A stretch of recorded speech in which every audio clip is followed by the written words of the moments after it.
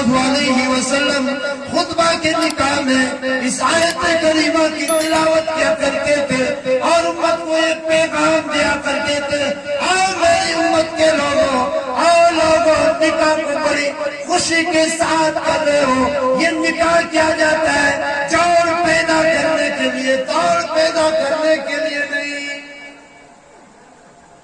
اسے ایک پیغام دیا کرتے تھے، ایک جو سبق دیا کرتے تھے کہ جس طریقے سے خوشی کے ساتھ نکاح کر رہے ہو اسی طریقے سے خوشی کے ساتھ اس ازدواجی زندگی کو اپنانا بھی ہے اور خوشی کے ساتھ اس رشتے کو پوری زندگی نبھانا بھی۔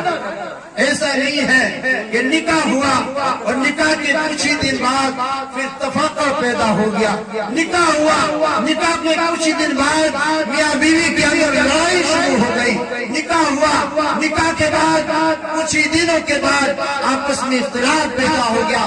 نہیں، نکاح ایک عبادت ہے، اور میں تو یوں کہا کرتا ہوں صرف عبادت ہی نہیں بلکہ متعدد عبادت کا مجموعہ ہے نکاح، جس کو آج مسلموں نے تجارت بنا رکھا ہے۔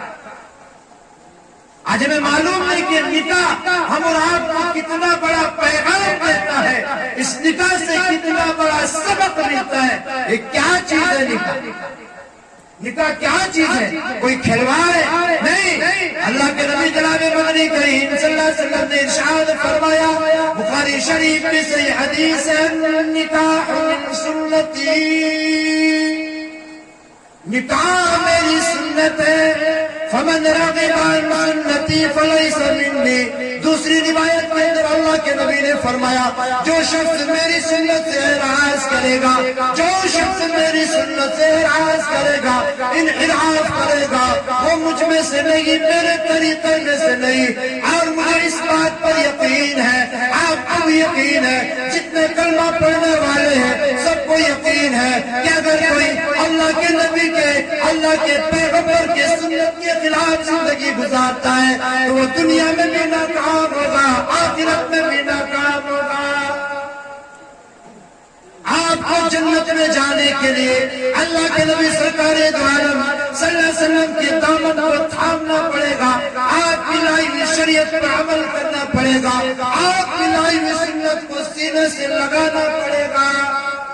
تو یہ نکاح اللہ کے نبی جناب مدنی کریم صلی اللہ علیہ وسلم کا سنت ہے، النکاح نصف الایمان، کہ نکاح آدھا ایمان ہے، جس کا نکاح ہو جاتا ہے اس کا آدھا ایمان مکمل ہے، جس کا ہم نے کھلواڑ بنا رکھا ہے۔ آج نکاح جس کا تجارت بن چکا ہے کہ نقدی الگ چاہیے، اس کے اندر گاڑی الگ چاہیے۔ ہمارے یہاں کے عالم ہیں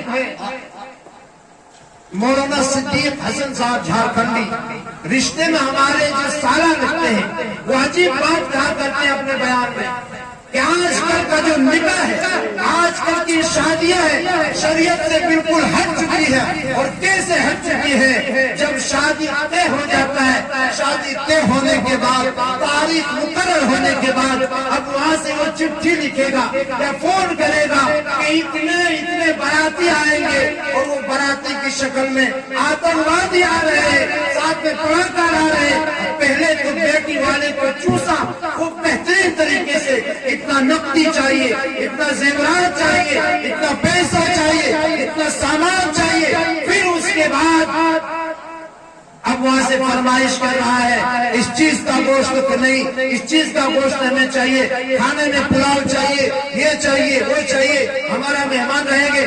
آپ کا مہمان صحیح ہے، آپ کا مہمان گھر کے اندر آ رہا ہے، اس کا عزت آپ گھر کے اندر کیجیے، دوسرے کے یہاں نہیں۔ اس لیے میرے بھائیوں، نکاح کو سنت کے مطابق کیجیے۔ جس نکاح کے اندر، جس شادی کے اندر فضول خرچیاں ہوتی ہیں اور جتنے زیادہ خرچے ہوتے ہیں، یاد رکھ لینا اس نکاح میں اتنے ہی نقصانات بھی آتے ہیں۔ نکاح کتنا آسان ہے شریعت کے اندر، نکاح کو بالکل شریعت میں آسان بنایا ہے۔ صحابہ اکرام رضوان اللہ تعالیٰ عنہم اجمعین کے اندر یہ سب خرافات کچھ نہیں پایا جاتا۔ بخاری شریف کے اندر ایک واقعہ نقل کیا گیا ہے، حضرت عبد الرحمن بن عوف رضی اللہ تعالیٰ عنہ ایک صحابی رسول ہیں، اور ان 10 خوش نصیب صحابہ میں سے ہیں جن کو اللہ کے نبی نے دنیا میں رہتے ہوئے جنت کی خوشخبری سنائی تھی، عشرہ مبشرہ میں شمار ہے۔ حضرت عبد الرحمن بن عوف رضی اللہ تعالیٰ عنہ کا نکاح دیکھا کتنا سادہ اور کتنے آسانی کے ساتھ حضرت عبد الرحمن